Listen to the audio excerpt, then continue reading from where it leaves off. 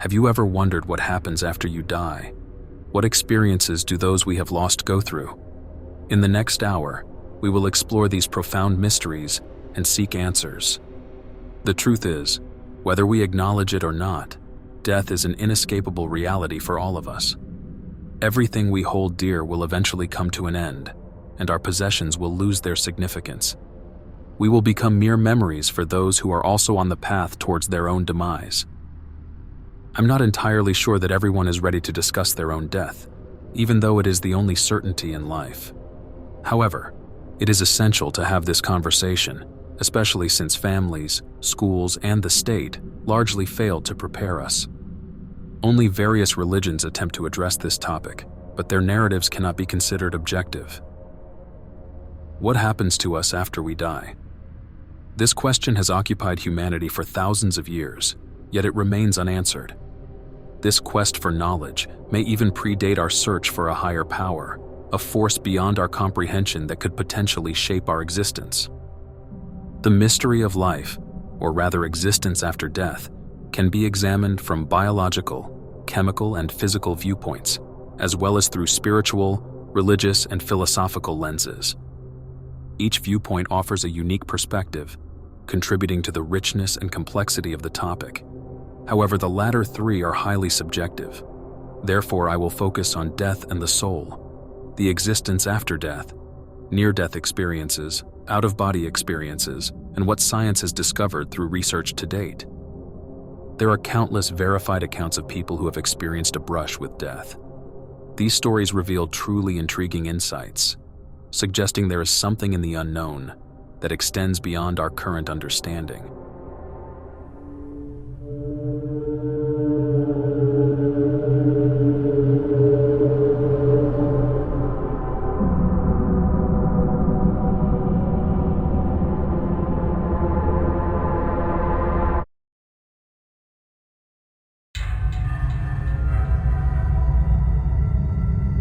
Death is a long-observed and now exhaustively studied process, with fewer and fewer open questions remaining. Sooner or later, everyone has to face it, whether it's the loss of a loved one, a favorite pet, or tragedies in the news or movies. The human body comprises billions of cells, the condition of which perfectly reveals a person's health, illness, or the stage of their life. This is especially true in the case of death, because it is the fastest and most visible change at the cellular level.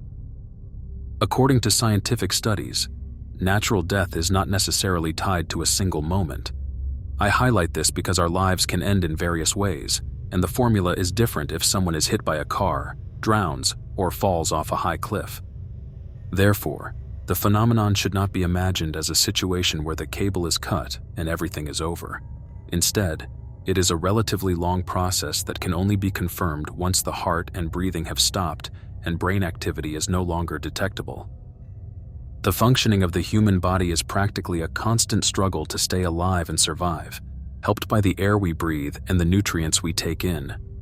However, only based on this, with alcohol, drugs, smoking, and unhealthy foods, we regularly manipulate the functioning of our own body in exchange for fleeting pleasure, constantly hindering its evolutionary mission.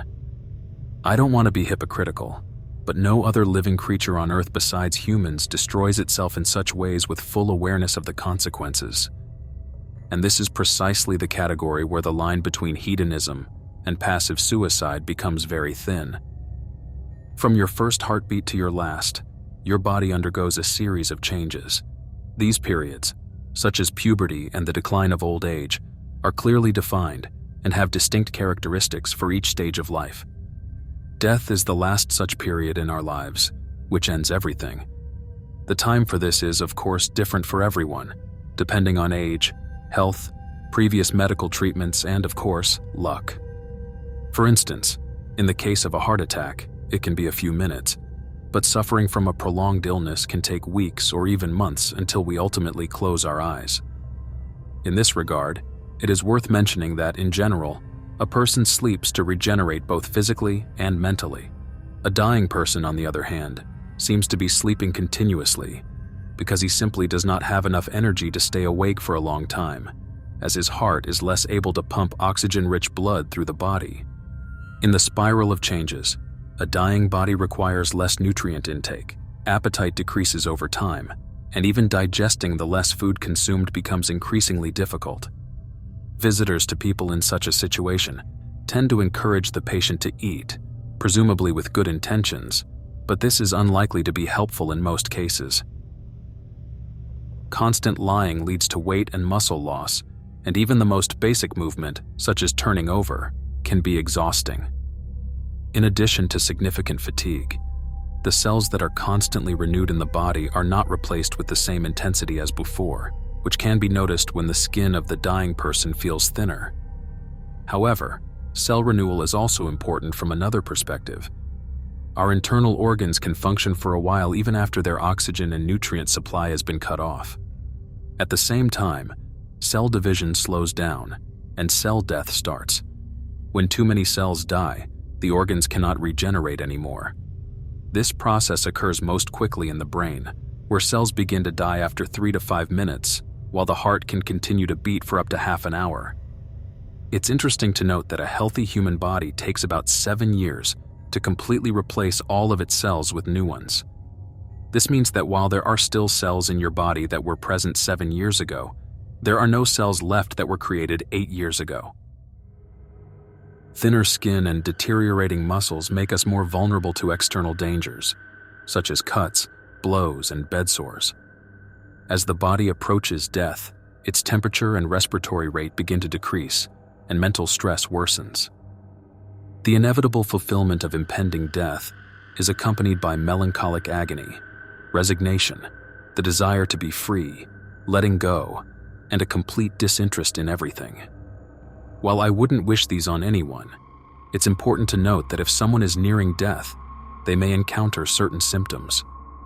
One indication that the end is approaching is a sudden surge of energy after a prolonged sleep period, after which the patient feels more energetic and capable of doing old physical activities again.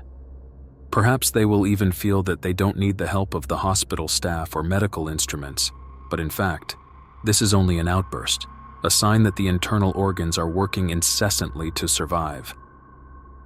Another sign of the approaching end is that breathing changes. What used to be a regular rhythmic exercise becomes random, irregular, and unpredictable, and longer intervals can pass without taking a breath. The next is that saliva accumulates in the throat, as the muscles there are no longer strong enough to swallow, and you may hear a strange rattling sound when breathing. This is called the death rattle, which, according to some calculations, begins on average 23 hours before death. However, this is not painful for the patients. They are basically unconscious, and the additional medication is aimed at clearing the airways. Finally, when death occurs, the following signs can be observed. Breathing stops, the heart stops beating, blood circulation collapses, therefore we have no pulse. The pupils do not dilate when a flashlight is shown into them, and reflexes no longer work.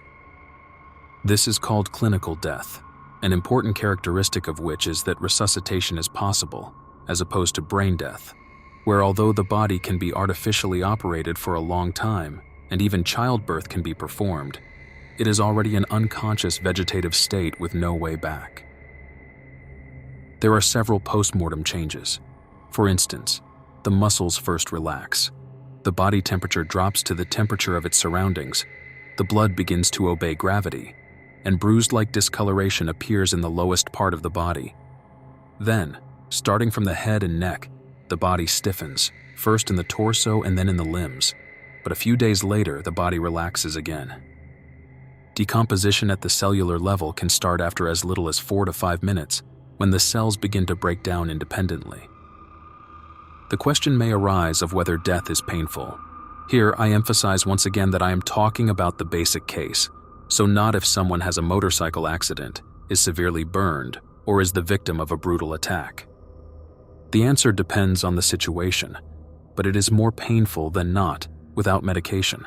The survival instinct encoded in the body tries to ensure an adequate blood supply to the most vital internal organs, which means that other organs or body parts from which blood has been withdrawn begin to hurt.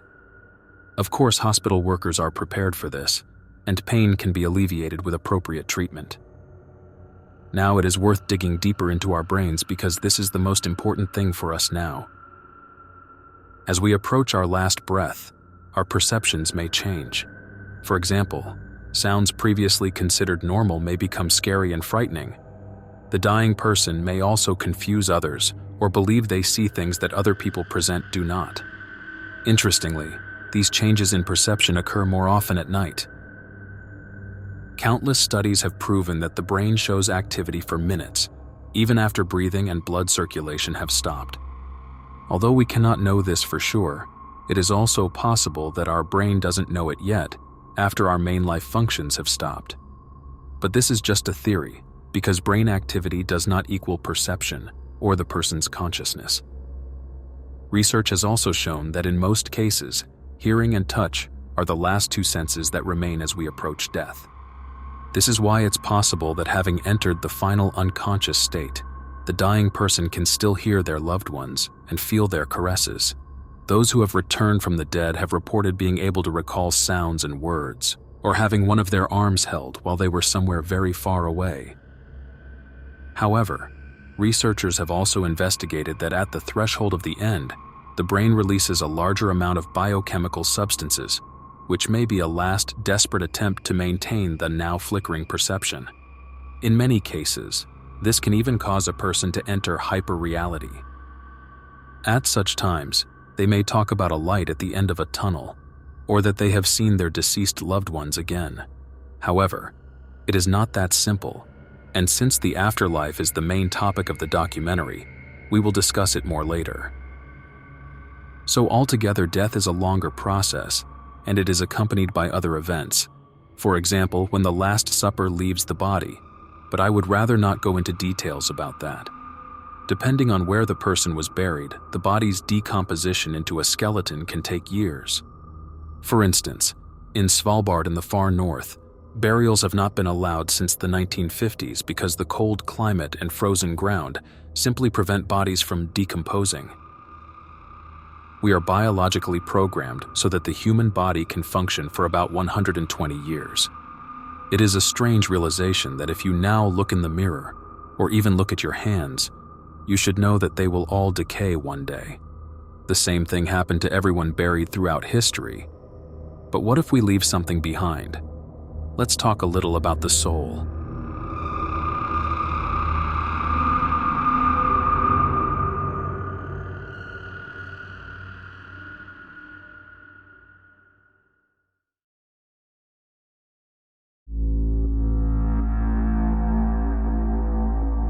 The question of the existence of the soul is one of the oldest mysteries in human history. Philosophical thought has been trying to explain the phenomenon for thousands of years, about which everyone may feel that it exists, but still cannot grasp the absolute truth. Many have attempted it, from Plato to Descartes and Carl Gustav Jung. For example, the former delved into the immortality of the soul. Descartes discussed the dualism of the body and soul, and the latter, a pioneer of analytical psychology, stated that in his opinion, our minds are controlled by the archetypes that determine personality. According to him, these invisible, massless, and energyless archetypes exist in a psychic system of a collective, universal, and impersonal nature that can appear in our minds and guide our imagination, perception, and thinking. It is essential to state that there is no conclusive evidence that the soul exists, but there is also no evidence for the opposite. The great dilemma is whether our actions and emotions are merely a chain of electro and biochemical reactions in the brain, or there is an essence of life, that little extra spice that distinguishes us from machines and inanimate objects. If we accept that it exists, our soul could be defined as the immaterial self that controls our actions, thoughts, and reactions, provides the basis of our personality, and feeds on our memories.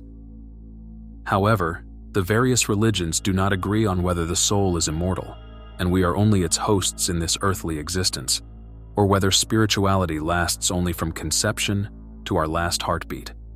Since we are again talking about subjective interpretations here, let's see how science stands on the issue. The line between consciousness and soul is very thin. Some even consider them to be one.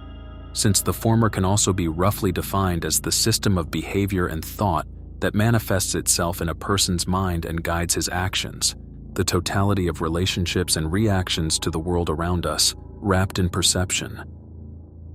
Another approach claims there can be a subordinate-superordinate relationship between the soul and consciousness, where the soul provides the basis of consciousness.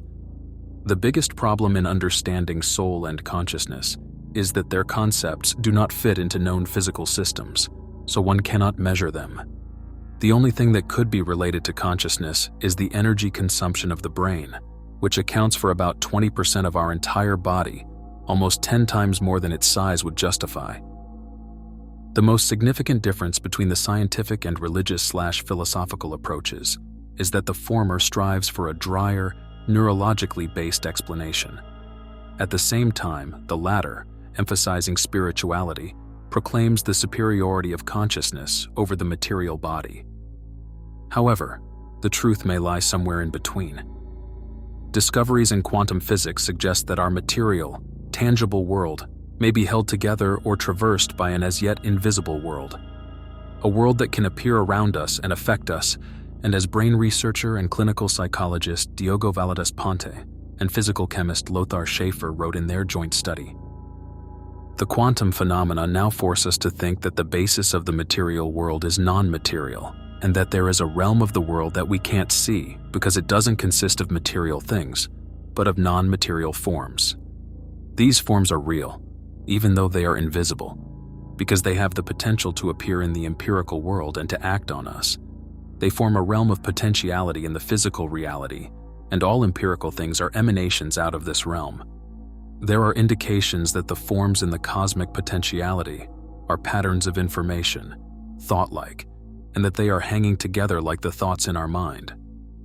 Accordingly, the world now appears to us as an undivided wholeness in which all things and people are interconnected, and the consciousness is a cosmic property. We are still very much in the infancy of understanding this, but who knows? Maybe the first person to understand these forms of information and be able to translate it will be the one who can reach the edge of the incomprehensibly large and constantly expanding universe on a purely mental plane and shake hands with Galileo, who famously said, "Mathematics is a language God has written the universe in." As I have already mentioned, many attempts have been made to approach the nature of the soul in many different ways. Still, I will now talk exclusively about the concept of the soul based on quantum physics, the one that seeks to be described physically, and what science has discovered so far. The idea is that particles can be permanently connected at the quantum level, and the most crucial concept to understand here is quantum entanglement. Einstein had already noticed quantum entanglement, but dismissed it as a spooky effect at a distance. To understand it, imagine a laser beam fired at a specific type of crystal. This crystal can split the elementary light particles into two entangled, spatially separated photons. According to quantum physics discoveries, these two separated photons then interestingly remain connected, and whatever happens to one is reflected in the other, so they practically behave as one even after separation. In October 2021, scientists from Caltech, the world's leading science university, were asked how they would explain the principle of quantum entanglement to ordinary people. Professor of theoretical physics Zi Chen tried to describe the phenomenon by saying that quantum mechanical particles somehow still keep the memory of their original state, where they were correlated. However, when they are separated, even by hundreds of kilometers, their state at that time maintains this correlation. She also added that this connection can be used, for example, to transmit quantum information. It's like having a twin. You look the same and have many attributes related to each other, but later, life brings you far apart, but you can still communicate in a unique way. Professor of theoretical physics John Preskill said to imagine a book with many pages written in bits. You can only read one page at a time, and as you progress, you learn more and more about the book's content. Let's assume this book is a quantum book, where the individual pages are entangled. In this case, reading one page at a time is not enough to obtain information, because it is stored in the entanglements and correlations between the pages. So if you only read one page, you will not understand anything, but you will if you collectively observe many pages at once, because that is needed to get the whole picture. Research is constantly underway at Caltech, and according to physics professor Rana Adhikari, they achieve advances year after year that would have been considered magic just 50 years ago. However, it should be noted that quantum entanglement requires several conditions, such as nothing in the entire universe disturbing it. In short, with quantum entanglement, scientists are looking for the connection that enables the phenomenon in which two separated photons practically exist as one at great distances from each other, even at two ends of the universe. Einstein did not delve into the issue because the instant nature of the interaction between the two particles assumes that it can be faster than light. Therefore, the phenomenon does not fit into the theory of relativity. Quantum entanglement has been visualized to date, and a photograph has also been taken. Scientists from the University of Ottawa and the Sapienza University of Rome created the visualization using a special digital holographic technique called biphoton digital holography and interferometric imaging. Their discovery was published in the scientific journal Nature Photonics. Their device accurately visualized the wave functions of entangled particles of light. Interestingly, the final result closely resembles the Chinese Taijitu, the yin and yang symbol. This symbol has described cosmic duality since ancient times, illustrating the balance and connection between opposing yet interconnected forces. Although this is more of a coincidence, this new method successfully reconstructed the spatial structure of correlated two-photon states. The photograph was taken in 2019 thanks to scientists from the University of Glasgow, and their findings were published in Science Advances. They created a system that fired entangled photons at non-conventional objects. The composite image they created shows the photons under 4 different phase transitions. The 2 photons were launched from the bottom left and separated in the middle. One of them went to the left towards a liquid crystal material called beta barium borate, while the other continued straight ahead. This crystal can trigger the 4 phase transitions shown in the picture. The camera recorded the moment when the 2 particles simultaneously underwent phase transitions, even though they were separated, and 1 photon did not pass through the liquid crystal. This is the visual evidence of the phenomenon of quantum entanglement. However, the question is how the problem of consciousness and the soul follows from this. If the assumptions prove to be accurate, the nature of the soul and consciousness may be rooted in quantum levels that may take place in the brain in the form of quantum entanglement or similar yet unknown forms of communication and phenomena. As I just described, scientists have managed to observe the entanglement of quantum particles, but an even more significant breakthrough would be if this could be seen at a neurological level in the human brain.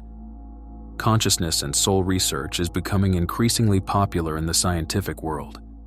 More and more people are assuming that the key to consciousness and soul lies in the supposed quantum processes taking place in the brain.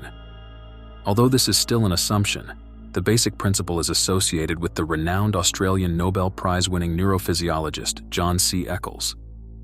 If previously unknown mechanisms outside of known physical systems are taking place in our heads, it could even be the consciousness and soul themselves that control our behavior. And now comes the best part. If experts can detect any quantum mechanism in the human brain, the next step could be to observe what happens to these particles after a person dies.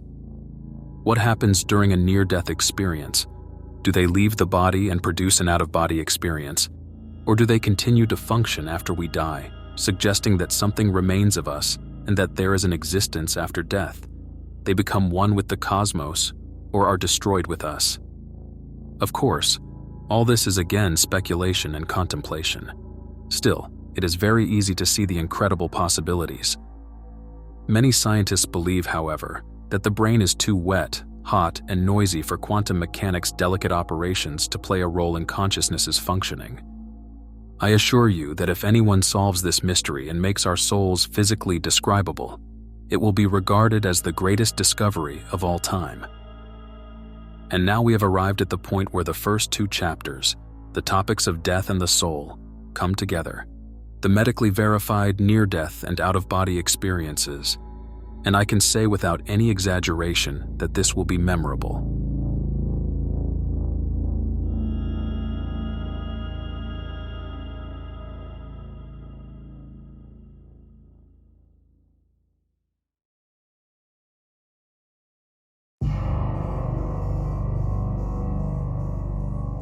There is no universal near-death experience. It depends entirely on the person, and can even be influenced by their history and current environment. The formula seems to be that the person affected must experience some life-threatening event, such as a heart attack, to possibly develop a near-death experience afterward. It is essential to add here that such an event has occurred several times after a heart attack, when the person was already under anesthesia. The phenomenon usually occurs when the patient still has limited brain function and is capable of some level of perception.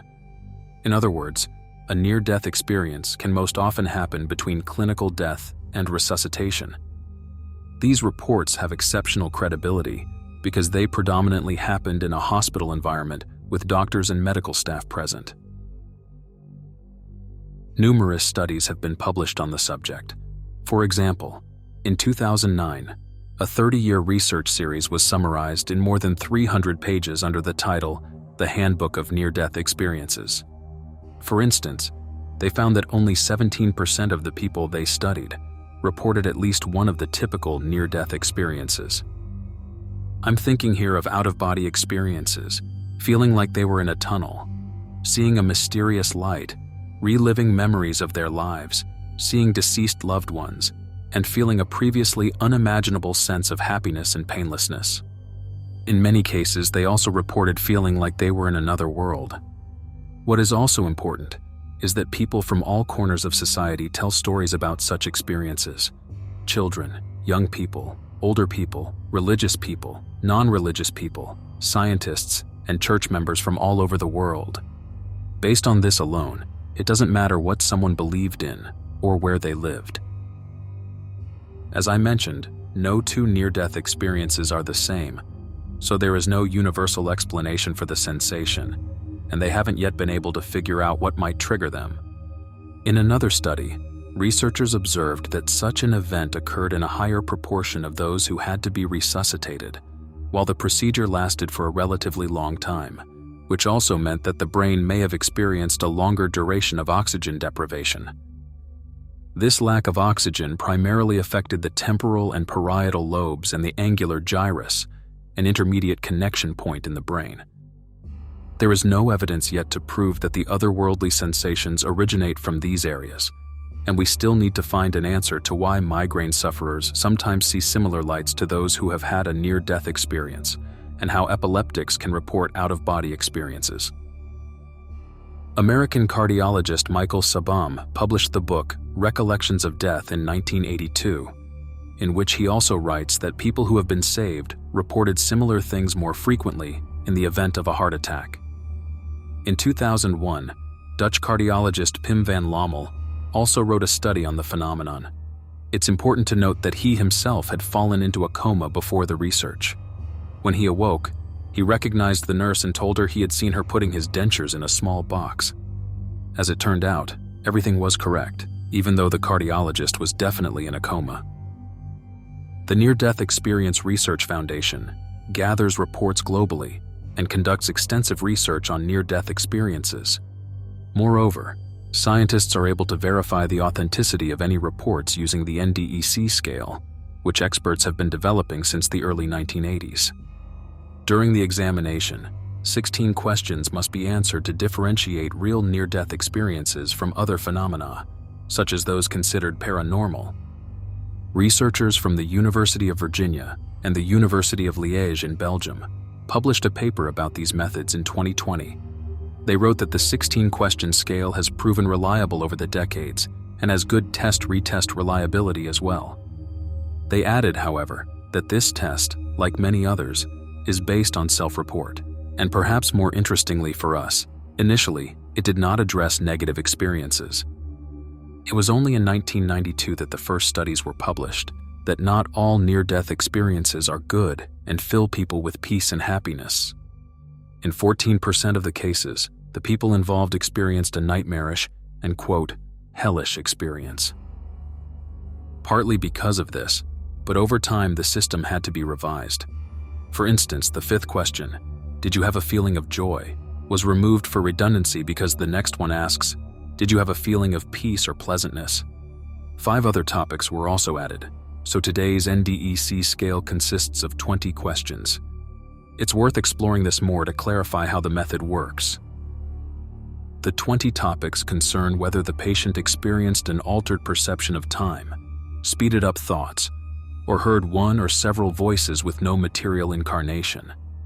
A feeling of understanding is when a person feels they have understood everything about themselves, others, and the universe. A feeling of peace and well-being, then a feeling of harmony and unity, as if the person belonged to a larger whole. The next is that the person sees or feels a bright light around them, without any determined material origin. The patient perceives unusual sensations, meaning they see, hear, smell, touch, or taste unusual things. Has there been an extrasensory perception, meaning the person was aware of things beyond what their senses can usually perceive? It feels as if the patient gained insightful knowledge about the future. An out-of-body experience, then the feeling of leaving the earthly world and entering a new dimension or environment. You saw or relieved events from your past, an encounter with a presence or entity, a feeling of non-existence, a total void, and fear. The 16th topic is whether the person has come close to a border or a point of no return. The next is the return, when the patient either chose to or was forced to return from the experience. The following questions delve into whether the person felt dead or dying, whether they saw or entered a gateway, which could have been a door. Finally, the last is the most difficult to grasp. The French scientists who developed the scale describe this as ineffability, which means that a person senses that the experience cannot be described adequately in words. So this would be the scientifically accepted test for researching near-death experiences. And although everyone can answer based on their own experiences, it requires a professional evaluation, otherwise it's worthless. In another research, the Foundation asked 1,122 people how they would describe the alertness they experienced during a near-death experience and how conscious they were. Interestingly, 74.4% said they were more alert than usual and felt their consciousness was clearer. 20.4% experienced normal consciousness and alertness, and the rest fell below that. The already mentioned Dr. Sobom also researched the out-of-body experience among his patients who had had a heart attack. He divided the people into 2 groups, those who reported the experience and those who did not. The cardiologist asked them to describe the circumstances of their resuscitation in as much detail as they could. The results showed that those who reported an out-of-body experience could accurately describe their rescue. A doctor named Penny Sartori came to the same conclusion in a 2008 study. In the 2009 handbook, one of the authors, Dr. Janice Holden, explains that she collected research, books, and 89 case reports published in medical journals on near-death experiences. Shockingly, after they traced back these 89 cases, they found that in 92% of them, the victims who had an out-of-body experience described the circumstances of their rescue with pinpoint accuracy, without error. In 2010, Dr. Jeffrey Long and Paul Perry published Evidence of the Afterlife, a comprehensive study on the topic. Oncologist Jeffrey Long is one of the greatest authorities on near-death experience research and also the founder of the NDEs Foundation. They wrote that out-of-body experiences were reported 287 times during the 617 near-death experiences they examined. They found that 97.7% of these accounts lacked any content that seemed unreal. What is particularly intriguing is that 65 individuals investigated the authenticity of their own accounts, and everyone, without exception, concluded that they had accurately described the circumstances of their rescue. The researchers were unable to provide a rational explanation for these experiences, as they did not detect any additional brain activity beyond what they already knew. which makes it even more mysterious since the patients were clinically comatose and in the presence of medical personnel. It is worth mentioning as a side note that in 2014, a 24-year-old psychology graduate at the University of Ottawa claimed to have been able to induce an out-of-body experience.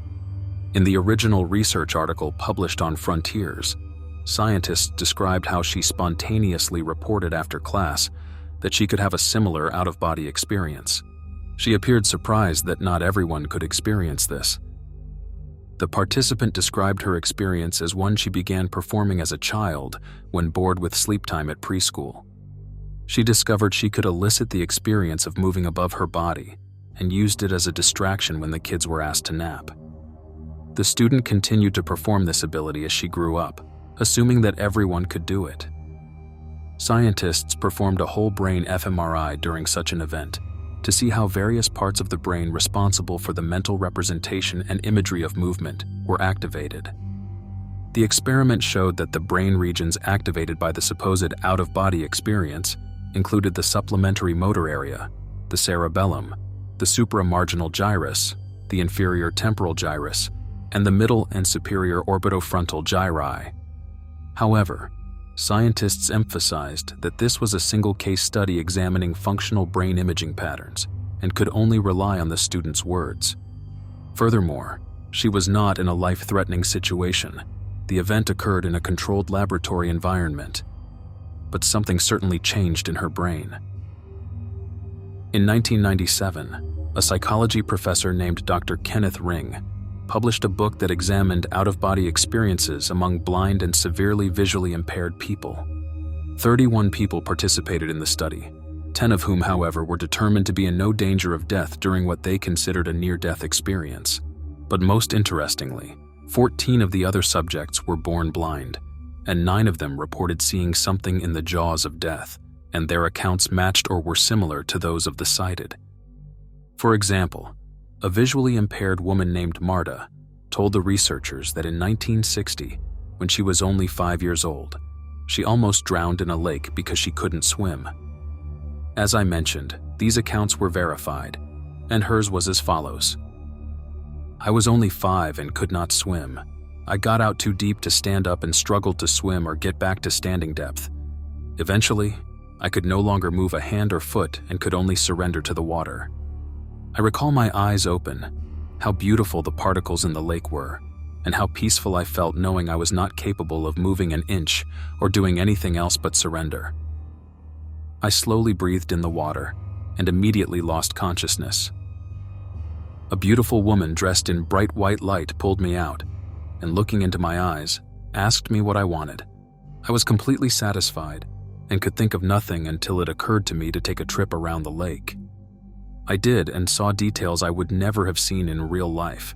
I could go anywhere, even to the tops of trees, by simply intending to do so. I went out to the dock where the big kids dived off and was surprised to find it empty. All the kids and adults were on the side of the lake, congregating around something or someone on the ground. I wasn't interested and wanted to continue exploring when I suddenly knew I had to go, right now. It was as if someone was calling me, but could not be ignored, and it was not a voice per se. The next thing I knew, I saw this woman's back, bathing cap, hair sticking out, bathing suit straps, large mole on back, with her mouth on a girl on the sand. The next thing I knew, I was suddenly in my body and it was incredibly heavy and ached. After lots of coaxing, I opened my eyes and everything swirled around me. People were talking loudly, and it was all very confusing and too much. I passed out and woke up several days later. In 2010, Marta described her experience as wonderful.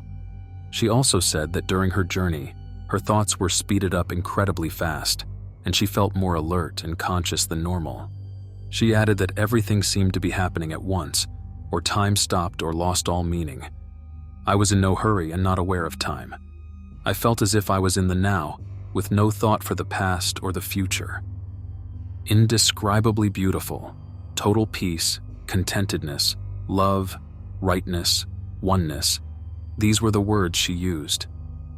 Marta woke up 3 days later, and when she spoke to researchers as an adult, She declared that she was no longer afraid of death.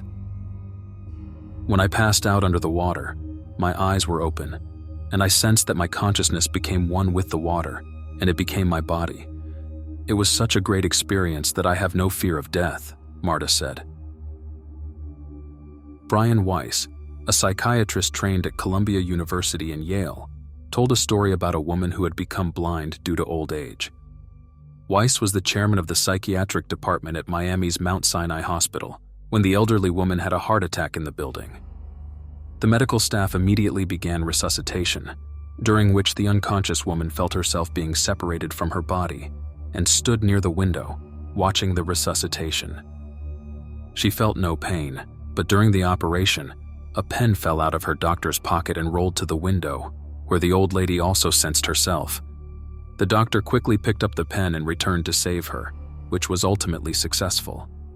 A few days later, the woman told the doctor that she had seen them working during her cardiac arrest, but he only said that she was probably hallucinating due to anoxia, the lack of oxygen to the brain. But when the blind woman told him, among other details, that she had seen him pick up the pen, the doctor was utterly shocked. In addition to out-of-body reports, one of the most well-known phenomena is when people feel like they are in a tunnel. Interestingly, the Foundation's statistics showed that people who were put under anesthesia after a life-threatening event were more likely to report this. But speaking of anesthesia, Dr. Bruce Grayson, the leading researcher on near-death experiences at the University of Virginia, said that out of 578 people participating in his research, 127, or 22%, roughly 1 in 5 people, said that they watched from the outside as hospital staff dealt with them during anesthesia.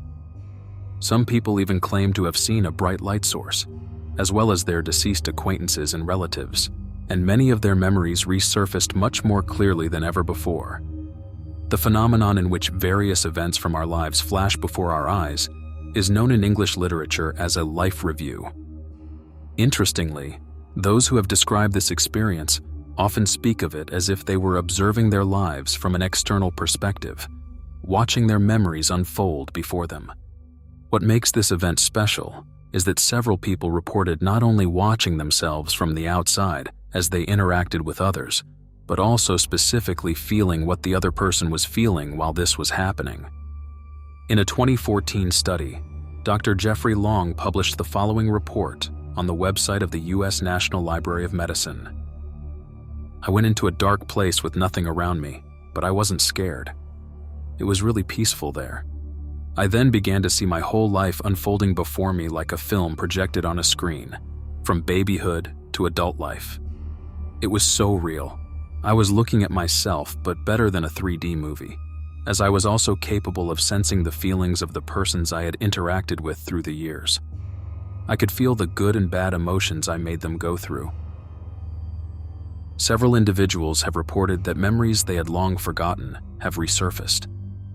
In Long and Perry's book, they mention a person who experienced a near-death event at the age of 10 and was born completely deaf. I approached the boundary. No explanation was necessary for me to understand at the age of 10 that once I crossed the boundary, I could never come back, period. I was more than thrilled to cross. I intended to cross, but my ancestors over another boundary caught my attention. They were talking in telepathy, which caught my attention. I was born profoundly deaf and had all-hearing family members, all of which knew sign language. I could read or communicate with about 20 ancestors of mine and others through telepathic methods. It overwhelmed me. I could not believe how many people I could telepathize with simultaneously, he explained. However, Dr. Emily Kelly, a researcher at the University of Virginia, found further interesting facts. Of the 274 cases she examined, 74 claimed to have met deceased individuals, and 4% of them also claimed to have encountered someone who was still alive at the time of their near-death experience. A psychologist named Karl Casey goes even further in his book, At the Hour of Death. He also writes about cases where a person who had a near-death experience met someone they thought was still alive, only to learn after their recovery that they had already died. Dr. Kelly's study found that among those who had met the dead, In 1/3 of the cases, the encountered deceased person either had a poor or distant relationship with the participant, or was someone who had died before the participant was born. John C. Gibbs, a Harvard-trained psychology professor at Ohio University, wrote about such experiences in a 2010 study. In one instance, he tells the story of a young woman named Sandra who fell into a coma due to encephalitis. After waking up, she drew a sketch of a girl she said she had met while unconscious. When her parents asked her what she was drawing, she said she had seen the girl during her coma. Her parents became ashen and ran out of the room. When they returned, they told Sandra that the girl she had drawn and thought she had met was her sister, who was struck by a car and died before she was born, and whom her parents had never told her about. Gibbs also quotes an adult man who had a near-death experience as a child, as he said, quote, "There were some presences there. There were some ladies. I didn't know them at the time. They were so loving and so wonderful, and I just didn't want to come back. I didn't see any pictures of them until I was an adult, but then I said, oh yeah, they were my great-grandmothers who had died years before I was born." In psychology, the field of death and grief is called thanatology, and the literature treats children's near-death experiences separately. The reason for this is that children aged 5 to 6 and younger are much less exposed to political ideologies and religious influence, are not really aware of the concept of death, and most likely have not even heard of near-death experiences, and therefore do not understand them. That is why the 30-year research of Australian sociologist Dr. Cherie Sutherland, summarizing children's near-death experiences, is fascinating. Her opinion is also relevant because she too went through one at the age of 23. In the handbook, she states that they expected the children's reports to contain content limited to their vocabulary. Still, even prelinguistic kids reported quite complex experiences.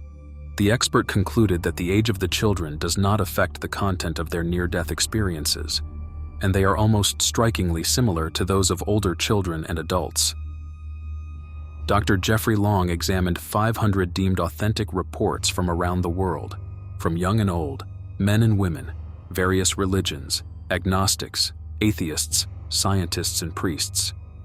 Because of this, he expected that pre-existing religious beliefs and cultural and social background could fundamentally influence a person's otherworldly experiences.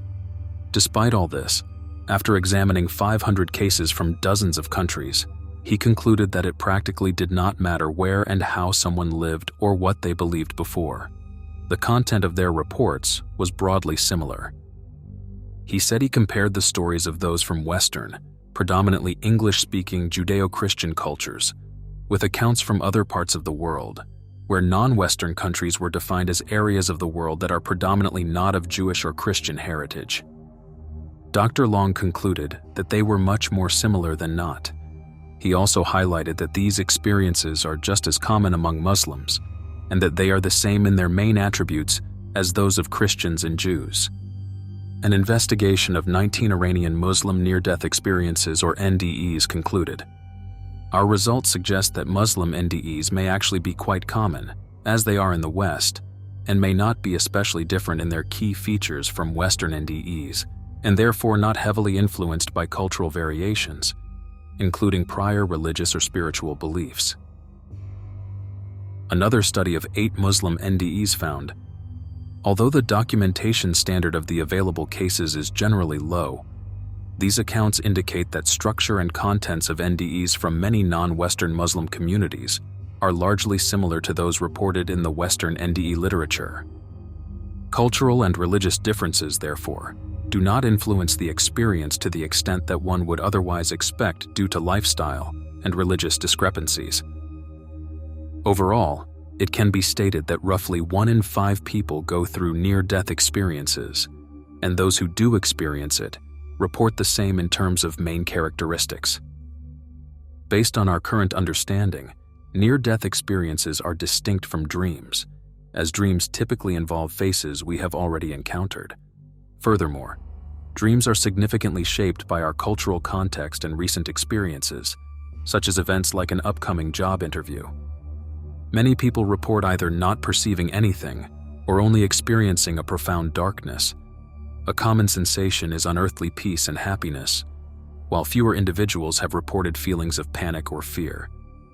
There have also been some cases of people recalling floating through walls during near-death experiences and observing events occurring in another room. The two most famous NDEs are the projection of memories of our lives and that certain light at the end of the tunnel. However, these vary depending on the person. Scientists have observed that brain activity suddenly and temporarily increases in many cases before the brain stops functioning. They have also noticed that in some cases, the brain begins to release biochemical substances, which could cause the person to hallucinate and see visions. Professor John C. Gibbs quoted one of the most comprehensive descriptions by Dr. Melvin Morse in the Journal of Near-Death Studies, the only peer-reviewed scholarly journal dedicated exclusively to near-death studies. Dr. Morse shared the story of one of his patients who had a near-death experience when his car rammed into the back of a truck. When he realized that collision was imminent, the patient said that time seemed to slow down as he hit his brakes and went into an uncontrolled slide. Then he seemed to pop out of his body. While in this state, he had a life review which consisted of brief pictures, flashes of his life. His car struck the truck, and the truck bed crashed through the window, causing multiple injuries to his head and chest. Medical reports show that he was in a coma and nearly died. Yet he had a vivid sensation of leaving his physical body and entering into darkness. He had the feeling of moving up through a dark tunnel toward a point of light. Suddenly, a being filled with love and light appeared to him. Now he had a second life review, one guided by the being of light. He felt bathed in love and compassion as he reviewed the moral choices he had made in his lifetime. He suddenly understood that he was an important part of the universe and that his life had a purpose.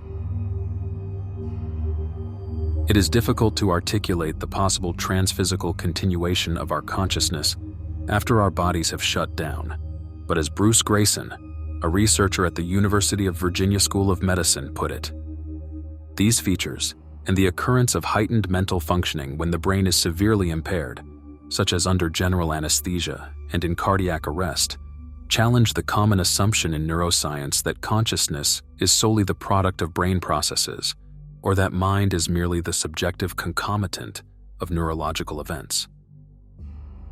Given the complexity of this topic, it's essential to summarize what has been discussed. In conclusion, it can be stated that approximately 1/5 of individuals in a coma, or those experiencing the few minutes between clinical death and resuscitation, undergo an otherworldly journey that remains unexplained by science. Of course, others may also experience various scenes, but perhaps they simply do not remember them. Something similar happened in my family, and that was the answer there. We do not know what determines what those involved see. People certainly do not dream during an event, but rather experience a new form of perception that changes their lives. However, it seems biologically and physically impossible to find out what happens to those who have been dead for days, because since the beginning of related academic work, no one has been resurrected or brought back days later.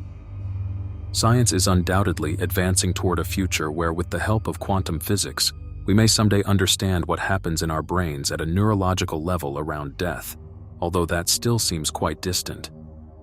In short, dear viewer, medical and physical research, people's reports, and everything else suggest that there is something. There must be something.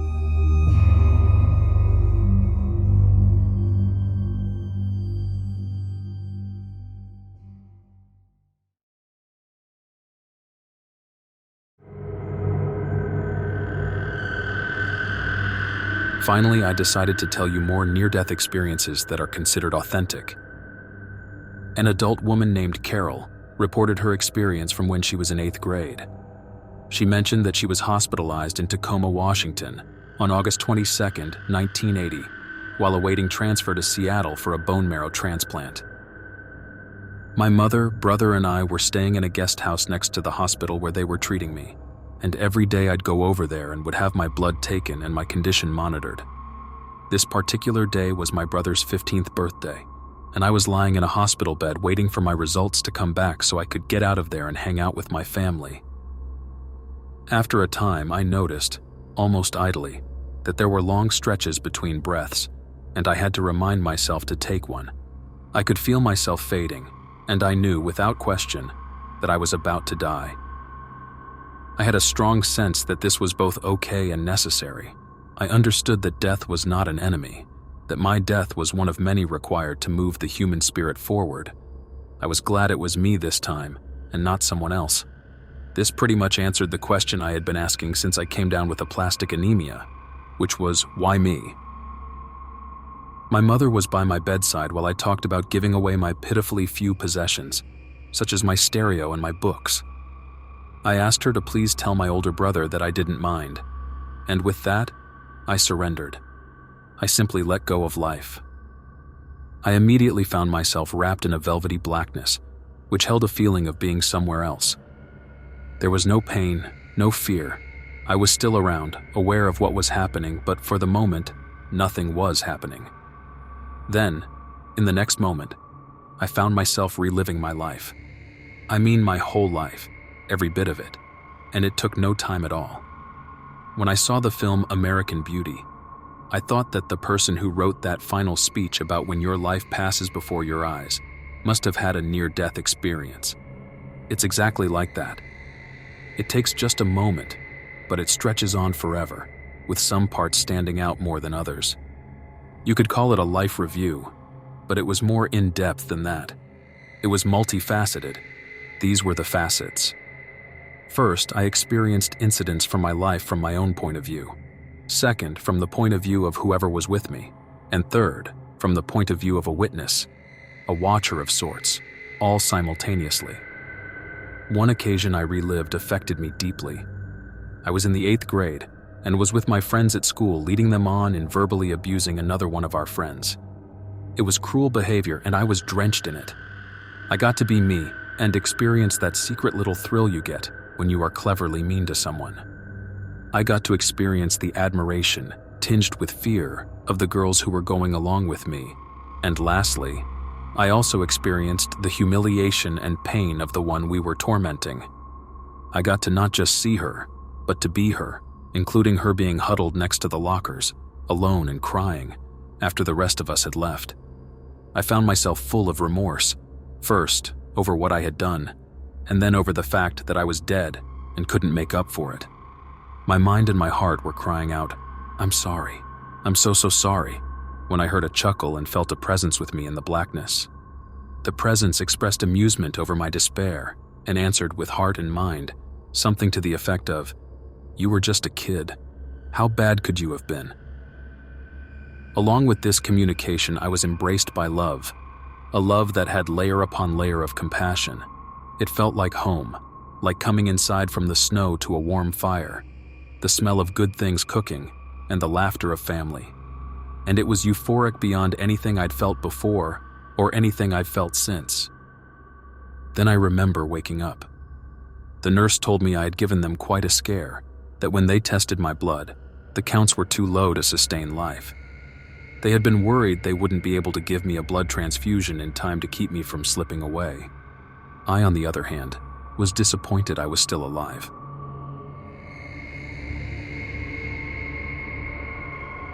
In 1982, a man named Alex went to a river with his family and friends as a child. He said he couldn't swim at the time and just walked around in the shallow parts. He was told repeatedly not to go into deeper water, and he didn't go very far this time. But as he walked, he suddenly found a pothole or drop-off. Alex remembers that the surface was about 3 feet above his head, and he was able to make it back up twice to call for help, but the third time, he couldn't. "Then I just stayed down," he said later, as an adult. After a short time, the last bit of air left my lungs, and I could not fight it anymore. The water was cold, but I was boiling inside and in so much pain. First my hands and feet, then my chest, then all the way up to my head. It was like my head was on fire and in a vice at the same time. Then there was like a popping out sensation. I was passing through the water. I could not see anything but the blue-gray color of the water. I was out of the water in about a half second. As I started to move up above the river, the first thoughts that came in my mind were, "What's happening?" Everything I saw from here on was from a bird's eye point of view. There were two men I did not know. One man told the other, "The boy is drowning," and pointed to my body. A man jumped right in to save me. I just kept floating up towards a blinding white light. The feeling was so amazing, as if I did not have a care in the world. I felt like I was made out of energy and air. I raised up my arms and hands so I could see them. They had a very slight glow to them.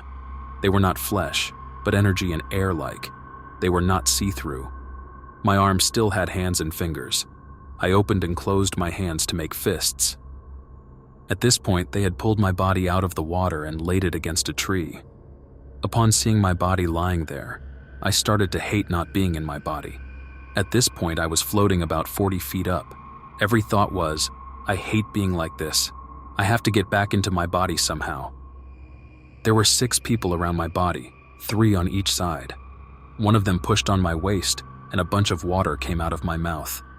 I saw my body take in a big breath. Then I saw my eyes start to open up.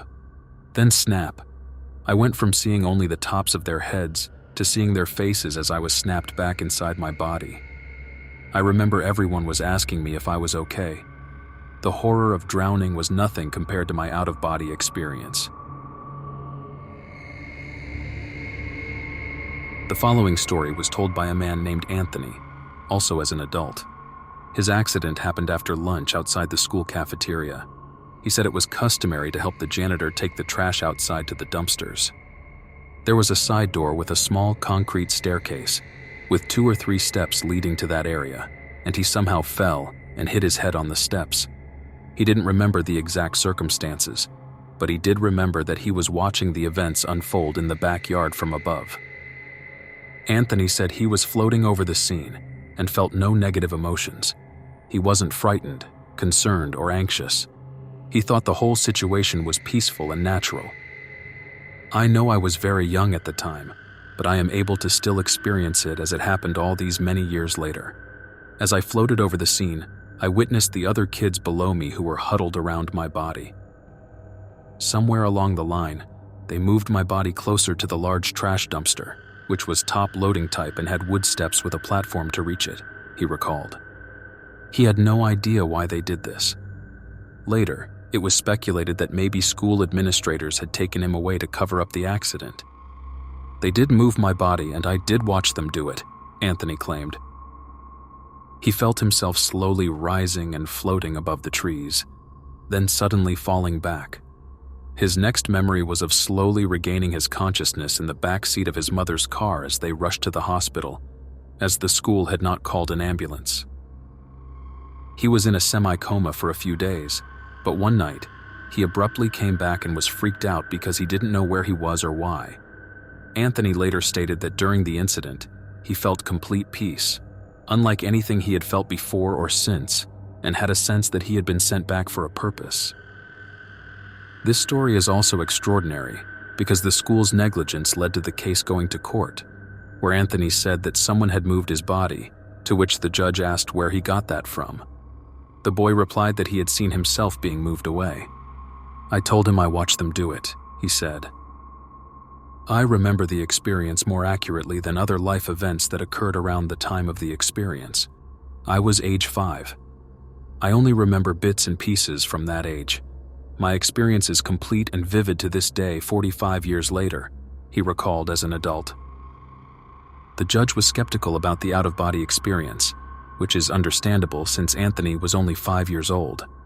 However, it turned out at the trial that his body had indeed been moved.